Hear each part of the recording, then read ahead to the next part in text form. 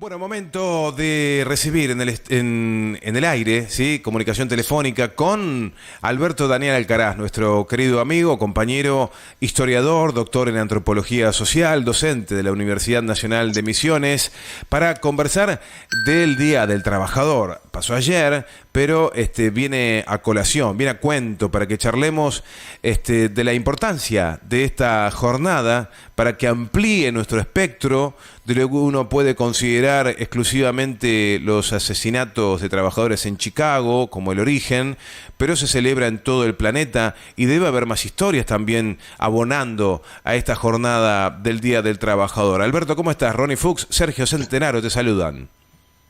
¿Qué tal? Buen día, ¿cómo están? Pero muy bien. Bueno, muchísimas gracias por la invitación. Bueno. Y bueno, sí, es una tremenda fecha, ¿no? Para conversar, para hablar, sobre todo por lo que significa en la historia de la humanidad y la historia reciente en relación a justamente las conquistas sociales que fueron obteniéndose a medida que se fue organizando el movimiento obrero. Y que, bueno, conmemora justamente esta fecha trágica en la que fueron los conocidos mártires de Chicago fueron condenados por reclamar y bueno, justamente los derechos laborales que no existían en ese momento, ¿sí? En ese momento ni en Argentina, ni en el mundo, ni en ningún lugar se contemplaba esa posibilidad de que existiera cierta equidad entre la relación trabajo y ingresos, tiempo, etcétera. Derechos. Exactamente, derechos laborales, exactamente. Sí. Y bueno, efectivamente, en el mundo tenemos diferentes momentos y cosas también para tener presente, digamos, porque el movimiento obrero, digamos, había surgido básicamente a partir de estas dos grandes corrientes, digamos, el socialismo utópico y el socialismo científico, que bueno, a partir de lo que implicó también la organización de la clase trabajadora, en 1871 se lleva adelante la primera experiencia, digamos, de una organización que culminó en lo que fue conocido como la Comuna de París, ¿sí? 1871, que fue la primera experiencia de una revolución socialista triunfante en el mundo y que, bueno, justamente tuvo lugar en París, y con esa experiencia, digamos, bueno, lo que se produce, bueno, tiene que ver con lo que narra Marx en el 18 Brumario de Napoleón Bonaparte, digamos, de Luis Bonaparte, perdón, y que tiene que ver justamente con esa experiencia que justamente fue ahí a radicar en ese momento. Y tiene que ver básicamente también como el análisis de la historia de la lucha de clases, ¿sí? Que se va dando, digamos, en ese momento, tiene que ver con una experiencia de que la clase obrera empieza a tomar conciencia de que, bueno, es necesaria la organización para canalizar los reclamos, los derechos, y que básicamente también implica digamos, la salida de la minoría de edad, podemos decir, parafraseando un término kantiano, respecto a la situación de la clase trabajadora, que en ese momento, como dijimos, estaba bastante vapuleada. También, como reflexión, digamos, me gustaría traer a colación el hecho de que en la Argentina, de ese momento, estábamos en un momento en el que, bueno, nos incorporábamos al mercado, a la edición internacional del trabajo, y en esa condición de satélite, básicamente, bueno, el lugar de la clase trabajadora argentina era justamente incorporarse al único espacio que había en relación a cómo insertarse en el mundo del trabajo. Y en ese sentido, digamos, la situación no variaba mucho, digamos, entre Argentina y el mundo. Si bien acá teníamos un esquema no industrial y sí agroexportador, esa condición también posibilitaba una sobreexplotación de la mano de obra, la ausencia de derechos laborales y fundamentalmente con la incorporación de los trabajadores migrantes al mercado de trabajo. 1880, 1900, ¿sí? Y así llegamos a la ley de residencia, donde justamente la oligarquía, en el tercer mandato de Roca, había dictado esta ley de residencia en la que sistemáticamente fueron expulsando cualquier trabajador que fuera un problema, un conflicto, especialmente para todo el establishment político, económico, ¿sí? Y con la acusación, digamos, digamos, por la proscripción misma, digamos, de los partidos trabajadores, ¿sí?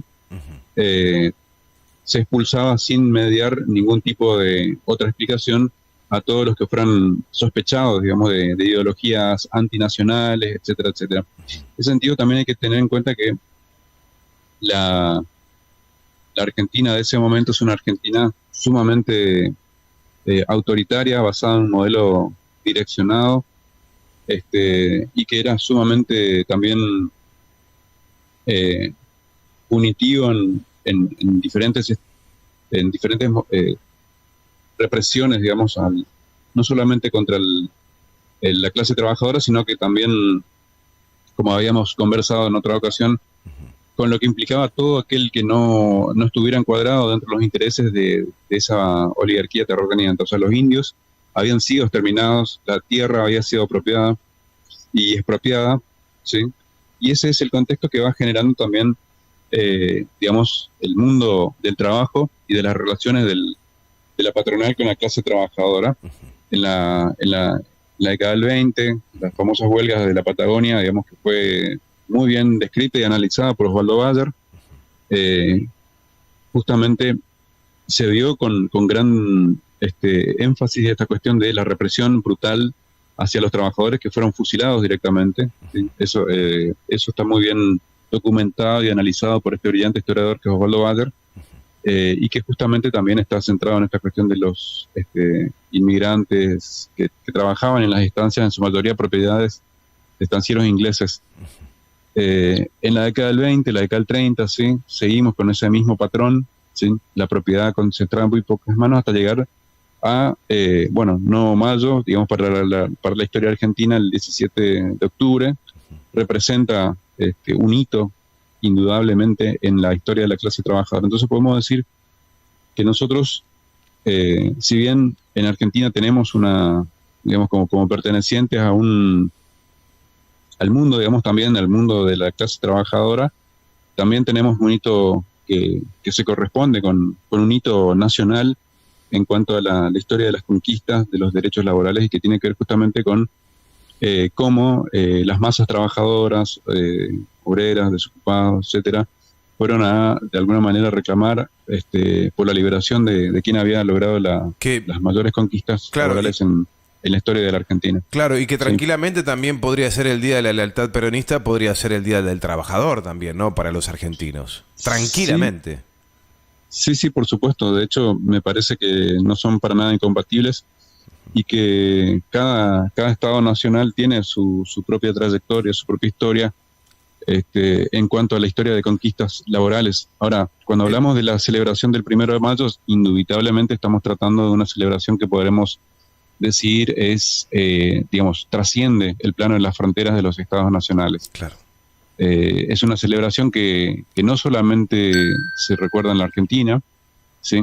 Por ejemplo, en la Unión Soviética, digamos, el primer estado socialista o del socialismo real de la historia, la fecha del 1 de octubre tenía una significación sumamente trascendental, porque movilizaba a toda una nación y los símbolos, digamos, que tenían que ver con esa idea de la internacional, trascendían y fueron, digamos, más allá de los límites de la Unión Soviética, al punto tal de que, bueno, más allá de este conflicto que existe, digamos, en los estados antiguamente pertenecientes a la Unión Soviética, especialmente en Rusia, sigue siendo una de las movilizaciones más masivas que pueden haber, una de las mayores festividades del año, digamos, y que tiene que ver también con esa cuestión de, bueno, cómo, más allá de todo el giro ideológico, económico, político, la cuestión de lo simbólico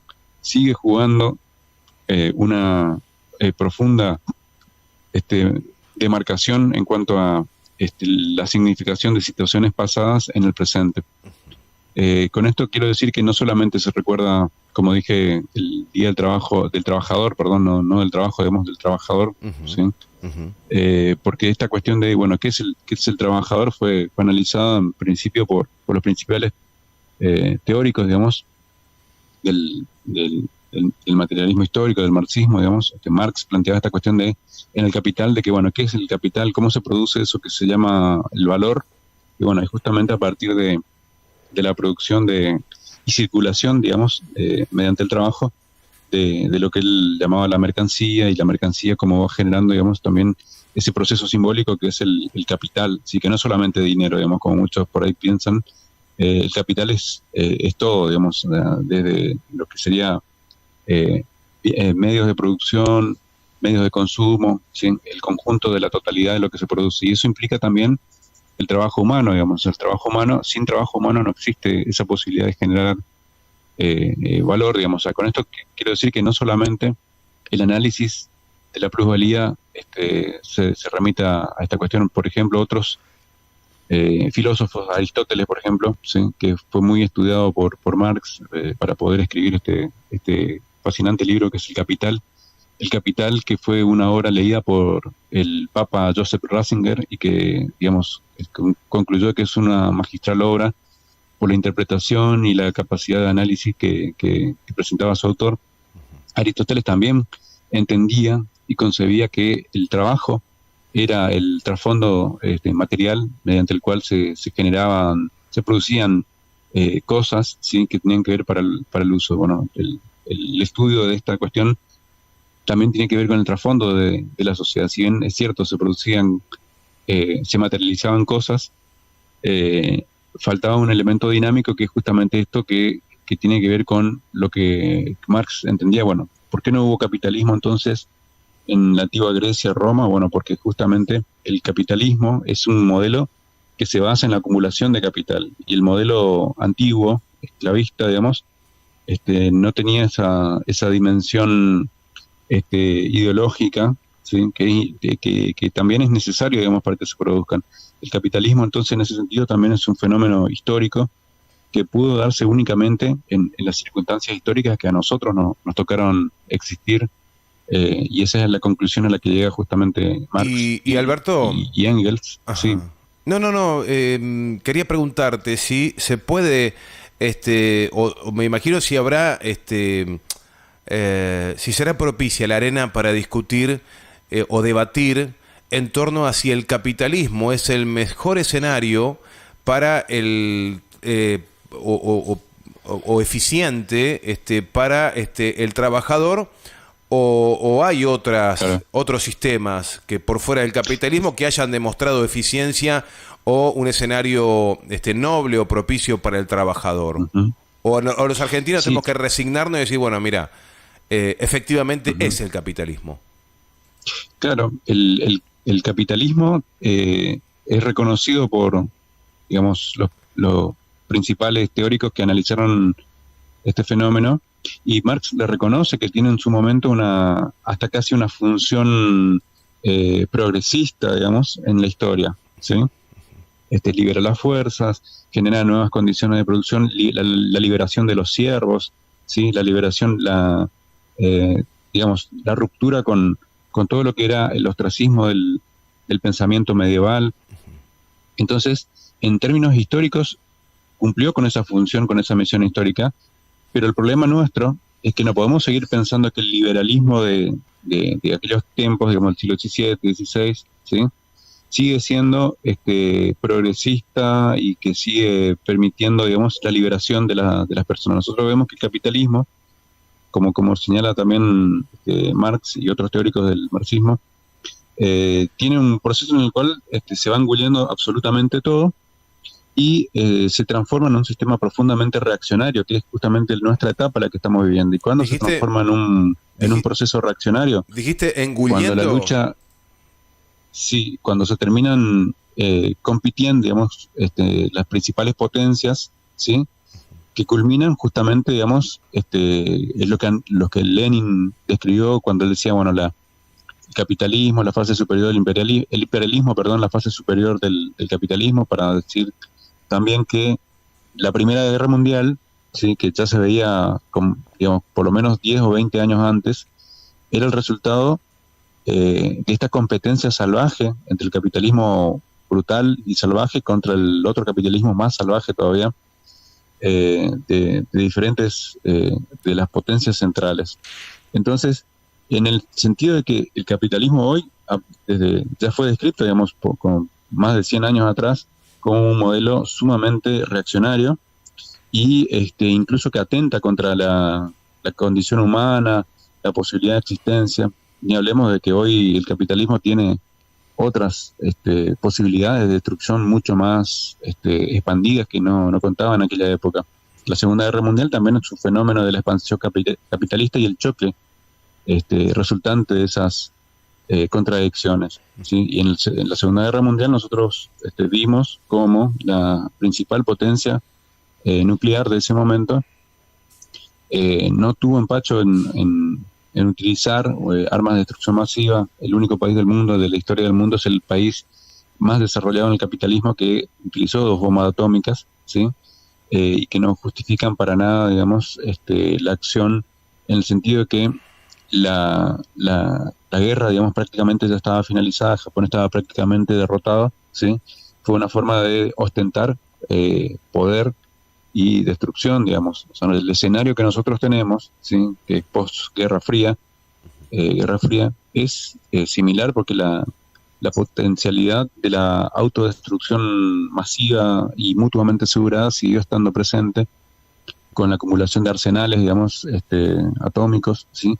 Y que para nada desaparecieron, digamos. Hay más países en el mundo que cuentan con este tipo de arsenal, que sería justamente el peor escenario, el más catastrófico, digamos. O sea, este escenario también de guerra actual entre Ucrania y Rusia, digamos, es el resultado de un sistema capitalista que digamos, en realidad es un mundo bipolar, ¿sí? Que anteriormente fue unipolar, que no quiere abrirse, digamos, a un mundo multipolar, claro, en el que tampoco podemos hablar de un escenario en el que está claro, digamos, cuál es el modelo que se va a imponer, si eso va a ser capitalismo, postcapitalismo. Pero lo cierto es que aparecen con posibilidad, digamos, histórica, digamos, los estados que quieren ser nación, ¿sí? En este nuevo mundo multipolar que se está avecinando, digamos, los estados que luchan por permanecer como nación son los que tienen más posibilidades de seguir existiendo, ¿sí? En ese sentido hay que reconocer que, por ejemplo, la China actual, ¿sí? Que muchos podrán decir no es comunista ni nada de esto, digamos, es el resultado también de una tremenda revolución interna y una revolución cultural, en el que también se transmuta eso en una reinvención, digamos, de un modelo, de una nación milenaria, y que también puja, ¿sí? Más allá que no está claro si es comunista, si es capitalista o qué, ¿sí? Pero lo cierto es que el Estado, ¿sí? O el Estado-nación sigue siendo, digamos, sumamente importante para todo este pueblo de miles de millones de habitantes. ¿Sí? No, quería preguntarte, y en medio de todas esas guerras, Primera Guerra, Segunda Guerra, la Guerra Fría después, y los movimientos políticos económicos de las principales potencias del mundo, ahí entra China, ¿qué es lo que van haciendo no sé si cambiarle el nombre? Vos decías División Internacional de Trabajo, por ahí quedaría mejor Distribución Internacional del Trabajo, ¿no? Se verían o se ven permanentemente afectadas, ¿no? No es lo mismo, claro, el triunfo de Estados Unidos en la Segunda Guerra que lo que sucedió con Alemania después. Todo eso va condicionando como una onda expansiva. ¿A qué se dedican los países periféricos? Lamentablemente Argentina es ubicada en esa categoría, pero ha marcado un poco el rumbo o el destino o el norte de a qué se tenían que dedicar los trabajadores. Y ahí teníamos la lucha de las oligarquías que querían la agroexportación contra otros sectores que peleaban por la industrialización de nuestro país. Sí, por supuesto, es un modelo que está totalmente agotado en sus posibilidades históricas, ¿sí? Y justamente esa violencia que estamos viendo a nivel global es el resultado del agotamiento de ese modelo de acumulación, ¿sí? Hay un filósofo coreano radicado en Alemania que se llama Byung-Chul Han, que habla justamente, al analizar el capitalismo en el centro, ¿sí?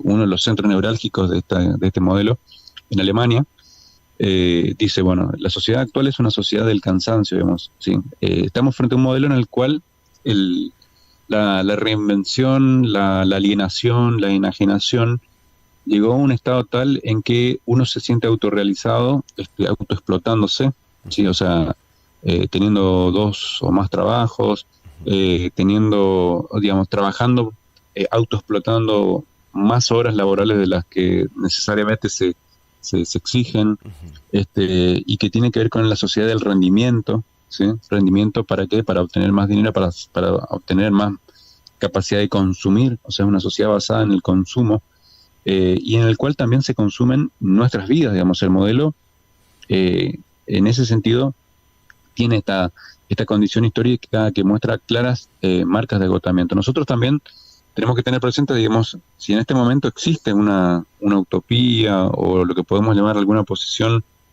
en el cuál es el rol o el sujeto histórico de la historia, ¿sí? Según las teorías más progresistas, bueno, no tenemos en este momento sujetos históricos, ¿sí? Y ha dejado de ser el proletariado, ¿sí? Yo no coincido para nada con esa perspectiva, digamos, creo que sigue siendo la contradicción principal, la contradicción entre el trabajo y el capital, ¿sí?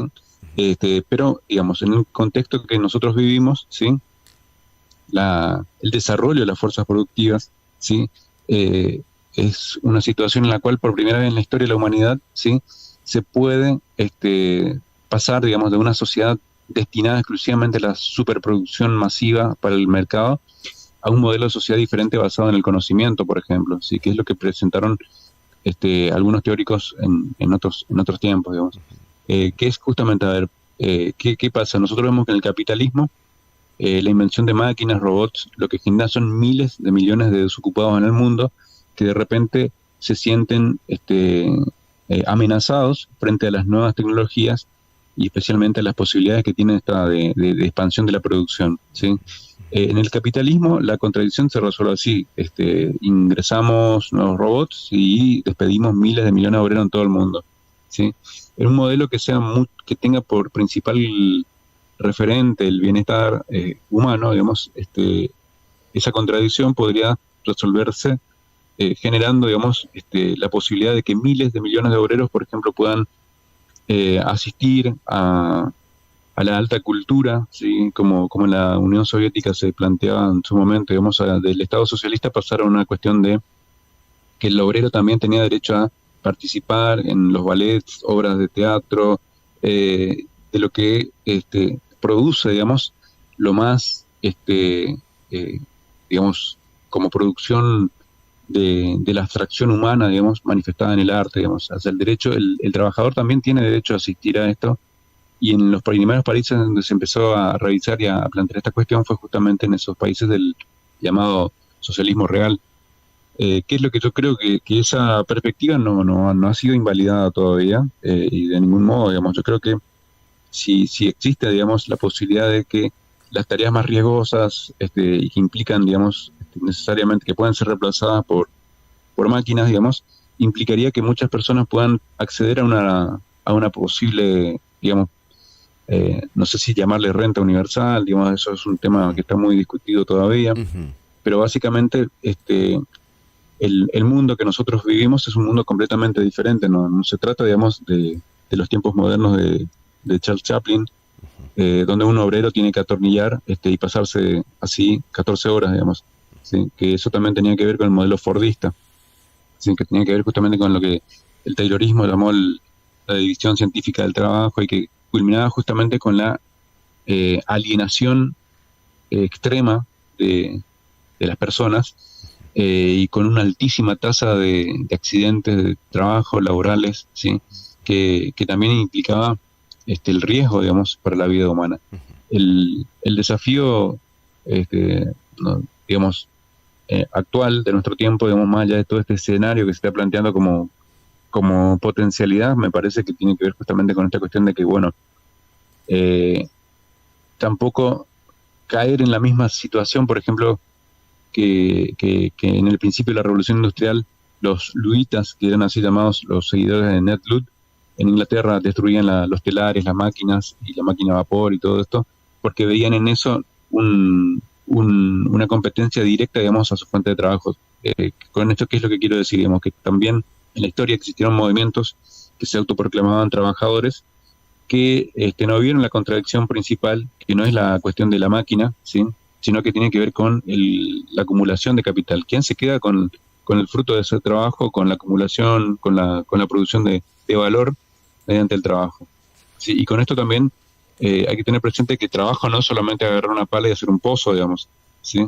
El trabajo también es, digamos, investigación científica, generar nuevos inventos, etcétera, y que la sociedad humana también ha progresado a pasos sumamente agigantados, digamos, gracias a eso. El trabajo de la ciencia, de la investigación, sí, es sumamente fundamental. Hay algunos teóricos, digamos, no socialistas, justamente Peter Drucker, si es uno de estos, que hablaron justamente de esto, de que, bueno, el modelo dentro del capitalismo todavía en ese momento unipolar, en los años 90, digamos, era la sociedad del conocimiento, digamos, ¿sí?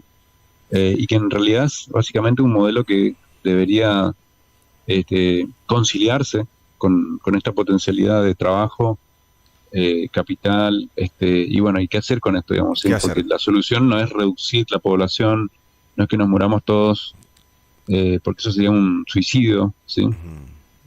Masivo, igual hay corrientes, ¿eh? Sí. Hay corrientes Sí. que pretenden achicar la población. Alberto, se nos fue el tiempo, pero bueno, espectacular columna por el Día del Trabajador, que fue ayer, 1 de mayo. Nos hemos paseado por China, por Rusia, por Chicago, por la Argentina, por la Pampa Húmeda. Bueno, nos has dejado un mensaje muy, muy, muy claro del Día del Trabajador. Gracias. Bueno, muchísimas gracias por la invitación y bueno, no sé, tengo que reconocer que esta fecha la veo grande, digamos, es un honor sumamente importantísimo, digamos, para mí, porque es hablar de muchas cosas, digamos, no solamente de una fecha o una conmemoración. Muchas gracias. Un abrazo. Abrazo. Y seguimos en contacto. Dale, así será.